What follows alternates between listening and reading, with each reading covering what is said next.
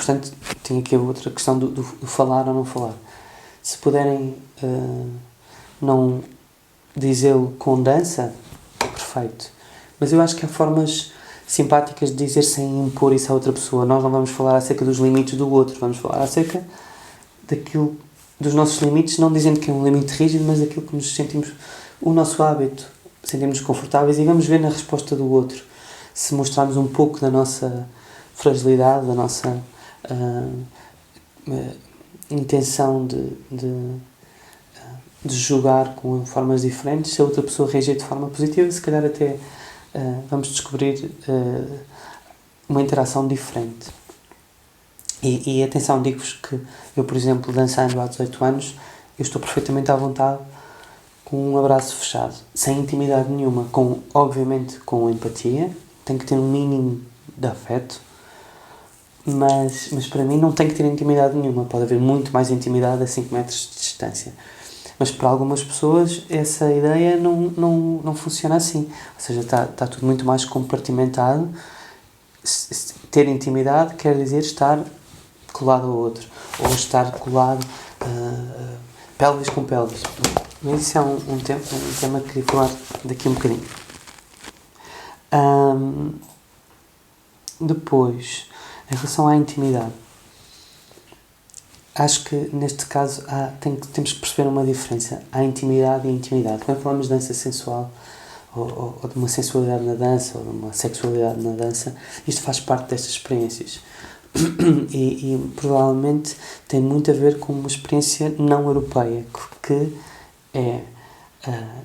também tem influência europeia. Ou seja, algumas danças que nós dançamos agora são misturas da relação entre europeus, escravos, nativos, os locais onde levamos os escravos, migrações, e há uma atração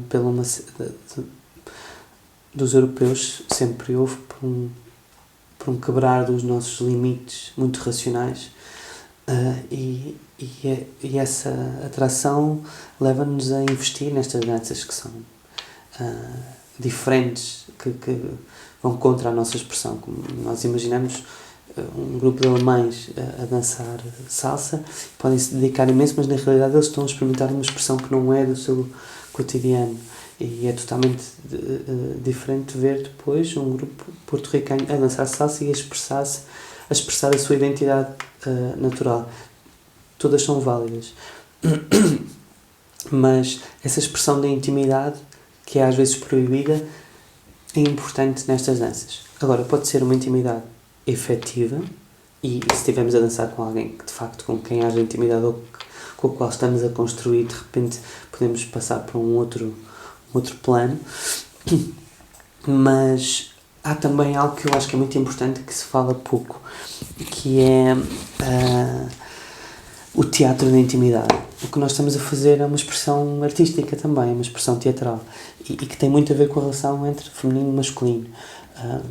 Há uma ritualização disso. Nós conseguimos lidar com essa sexualidade, com essa intimidade, de forma enviesada, através do espelho da arte, da expressão. Por muito que muitos não percebam dessa forma, tem a ver com a minha formação também, é uma forma de nos compreendermos, de criar qualquer coisa e de expressar algo sem diretamente pôr as mãos no fogo. Porque nem sempre é positivo. E na realidade nós temos muitos romances ao longo de uma noite com pessoas com as quais não queremos ter nada para além disso. E não precisa ser entre homem e mulher, pode ser entre homem e homem, mulher e mulher, ou podemos inverter um bocadinho os papéis, ou uma mulher explorar mais o seu lado masculino, o homem explorar mais o seu lado feminino. Tudo isso é válido, e portanto é importante que a gente esteja de acordo, que esteja atento a isso. É válido que nós exploremos a nossa intimidade de forma artística, de forma teatral, mas também é válido que isso mexa connosco na mesma. Faz sentido, mas acho que o que é importante é a gente reconhecer que isso é uma hipótese. Ou seja, quando a gente mexe a anca de determinada forma, e como costuma dizer a Raquel, mesmo que seja ao longe, isso tem um significado. Fingir que a dança é assexuada, e atenção que nós podemos ter uma dança sexuada, mas acho que é um bocadinho difícil fazê-lo numa salsa. É difícil, há muito a passar-se, muito uma expressão muito africana, demasiadamente africana e latino-americana para que isso esteja totalmente fora. Mas se nós reconhecermos que isto que nós estamos a fazer com a bacia, com a anca, com os ombros, com a envolvência do par, significa qualquer coisa, vamos poder comunicar melhor com essa pessoa. E pronto. Eu dou-vos um exemplo. Isto tinha aqui um ponto acerca disto. Uma das experiências da rumba cubana é uma dança frente a frente, sem tocar, em que há um ritual em que o homem tenta de alguma forma atacar sexualmente com um golpe de surpresa a senhora, que tem uma saia que se vai deixando envolver, mas que depois se protege. E não há contacto físico.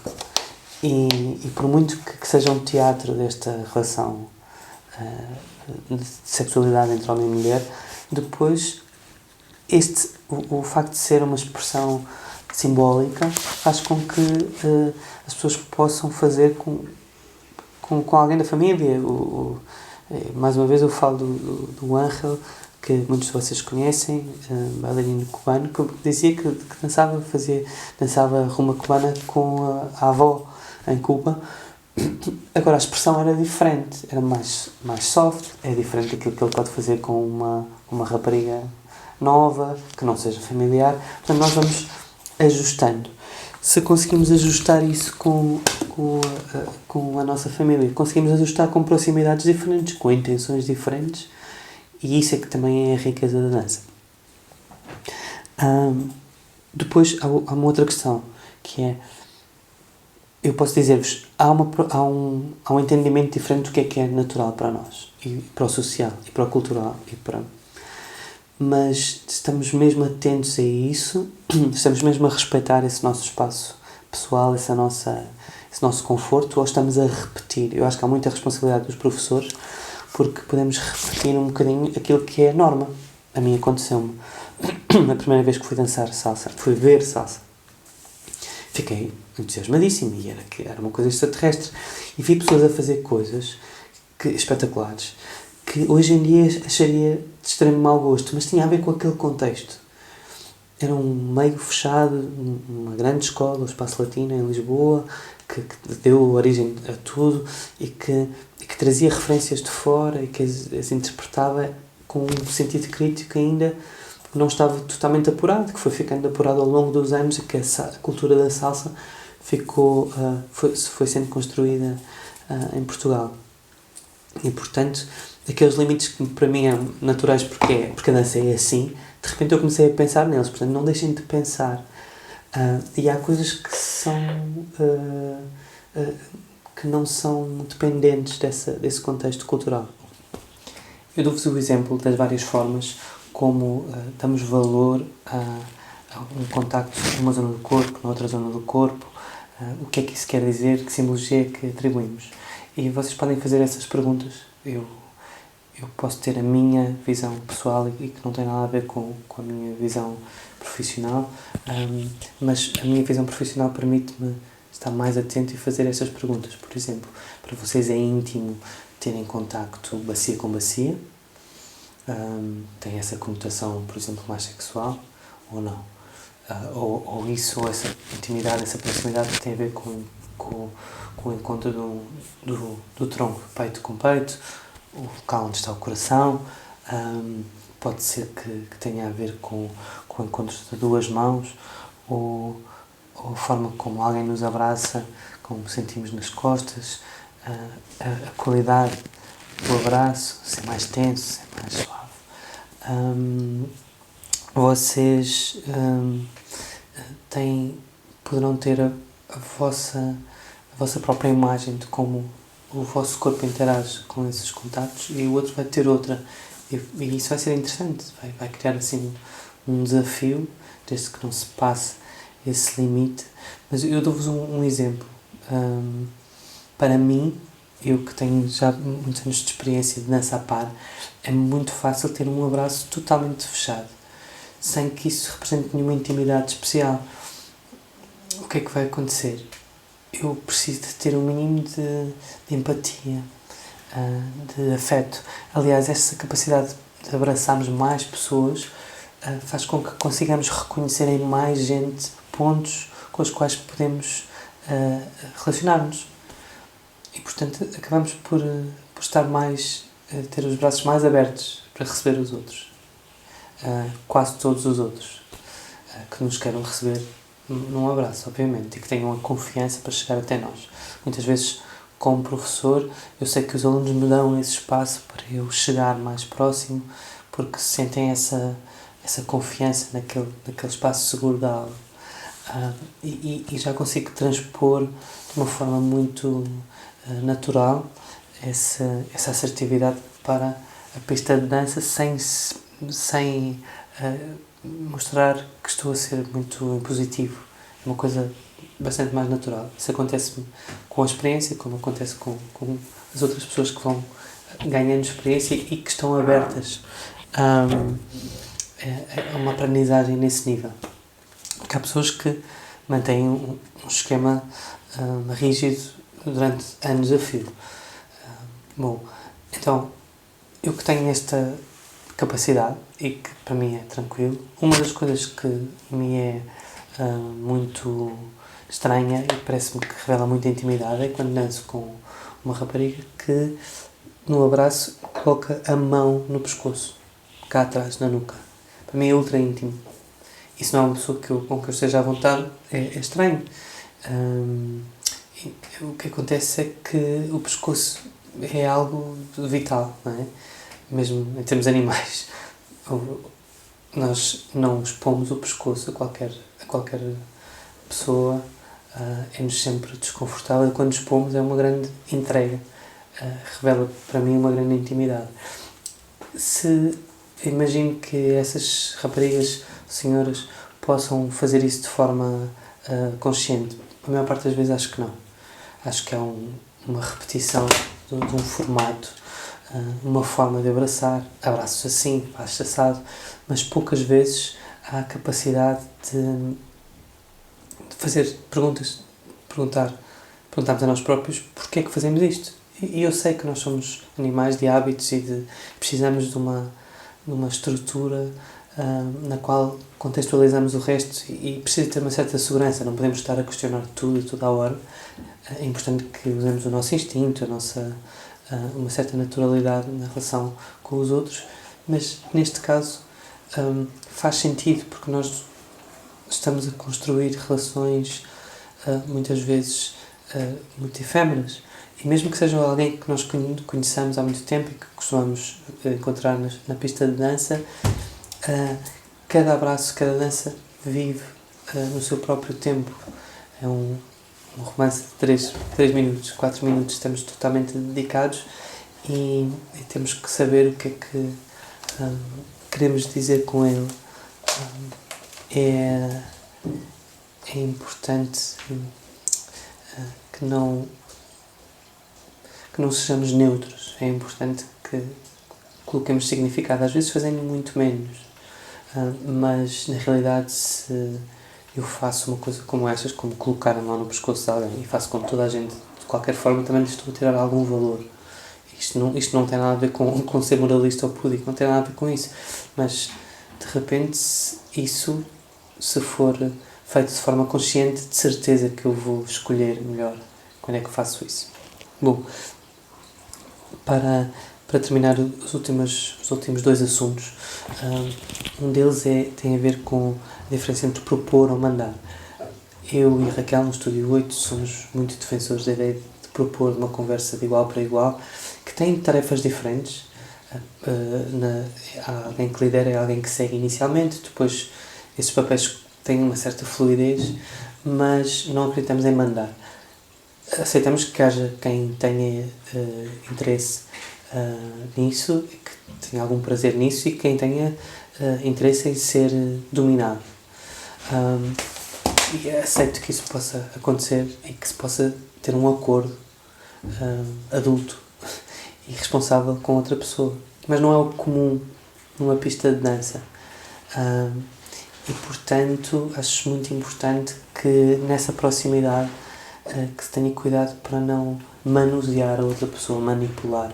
Acontece vê-se um bocadinho com algumas técnicas novas que depois vão apurando, como por exemplo na bachata, em que em algumas situações há a senhora tem pouco espaço para decidir, para interpretar, para mostrar que faz sentido, não faz, e vê-se alguns movimentos em que o homem prende mesmo. Eu não digo que isto seja próprio da bachata, mas está um bocadinho em voga e é distorcido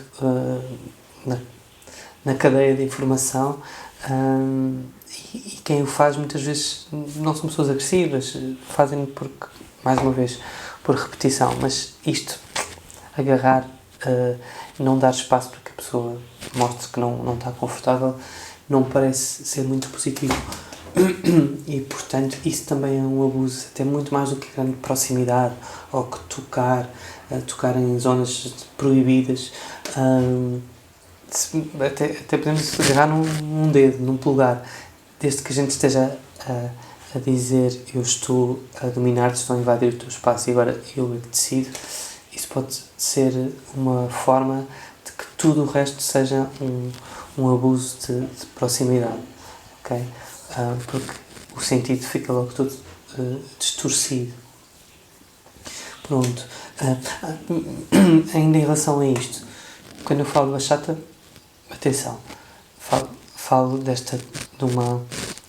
descobrir de uma técnica nova, de uma cultura de dança a par que cá ainda é recente. Por exemplo, em comparação com a salsa, eu via há 17 anos atrás um tipo de salsa, se calhar com muita vida, mais vivo, menos bem dançado e com muito mais risco, muito mais acrobacia, e que também tinha um bocadinho deste manipular do par, deste manusear e usar. E eu acho que isso, aos poucos, as pessoas que foram ganhando experiência na salsa foram-se questionando: isso faz sentido, não faz? Ganha-se uma certa maturidade.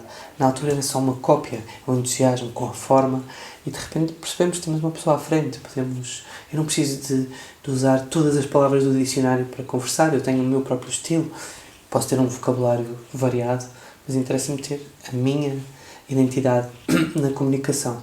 E isso é construído aos poucos, mas depende de cada um. Cada um é responsável por criar essa reflexão. Para finalizar, e eu falo especialmente agora para as mulheres, não só, mas acontece em muitas situações que os homens, por terem uma visão sobre o que é ser homem e conduzir, abusam um bocadinho do espaço da senhora, e a senhora o que pode fazer é mostrar fisicamente que não está a gostar, numa segunda instância tentar libertar-se um bocadinho. Se o homem não perceber, pode verbalizar, e a partir do momento em que verbaliza, a coisa fica toda... O ideal seria não verbalizar, porque nós estamos a comunicar com o corpo, mas temos que chegar a esse ponto. Se a senhora verbaliza, estão as cartas todas em cima da mesa. E se ainda assim o homem insistir em que tem direitos para conduzir assim como quer, não sei o quê, eu sugeriria às senhoras que deixassem o homem no centro da pista. Não precisam de ser totalmente desagradáveis, nem prepotentes, podem explicar: eu não gosto de dançar assim, agradeço muito de qualquer forma, eu percebo que gosto, mas não temos aqui um acordo. E, portanto, podem... acho que têm o direito. Eu nunca rejeitei ninguém, deixei uma vez uma senhora no meio da pista, nestes anos todos, mas percebo que muitas vezes aquilo que as mulheres passam na pista de dança é bastante diferente. Agora, acho também importante que não se coloquem numa posição de vitimização, ou seja, quando tiverem que dizer que não, assumam aquele espaço, assumam a vossa responsabilidade também de educar a outra pessoa para o respeito social, ok? Não se encolham, se tiverem que sair, não fujam, se alguém se transforma numa pessoa abusadora e que nos cria uma má experiência e que pode ser até fisicamente desagradável e violento, até pode pôr em perigo, acho muito importante que não demos um sinal que não estamos que foi só desagradável, mas que não vamos levantar ondas, ok? Acho que devem levantar e acho que, se possível, devem expor um bocadinho a situação à volta, se houver mesmo uma falta de respeito grande, e se a pessoa não souber mesmo ouvir um não, deve ser exposta, não de forma maldosa, mas acho que deve ser responsabilizada por uma vivência em sociedade e por um respeito do grupo, porque o grupo está lá, não estamos todos sozinhos. Estamos a dançar com aquele par, somos responsáveis por aquele par, mas também somos responsáveis pelo ambiente, que é um ambiente familiar, um ambiente de pessoas que são amigas, que se protegem, que se querem bem, que estão a criar em conjunto. Tem que ser um ambiente seguro. Bom, espero que tenham gostado da partilha. Sei que muitos dos que me vão ouvir têm opiniões muito particulares, pessoais, acerca disto e que gostariam de falar. Eu sei que no contexto certo estaria pano para mangas. É um bocadinho difícil, eu estou a falar aqui com uma lente da minha câmara, mas estamos em fase de isolamento e precisamos de comunicar de outras formas. Portanto, eu sugiro que enviem os vossos comentários escritos, mas que façam também pequenos vídeos, e prometo que vou organizar-me com a Raquel para que a gente possa organizar algumas tertúlias com estes temas ou outros temas. Vão também sugerindo alguns temas para que nos possamos encontrar de novo por videoconferência, a partir na plataforma Zoom, num encontro um bocadinho à parte das aulas de dança por videoconferência que temos feito. Um ambiente mais descontraído, com um tema comum, em que possamos deitar um bocadinho de conversa fora e estar juntos de outra maneira e pensar um bocadinho sobre estas questões, sobre a dança, sobre a música e sobre a comunicação com outros seres humanos que tanto nos fascina e que é tão importante no momento em que estamos a viver. Então vá, até já.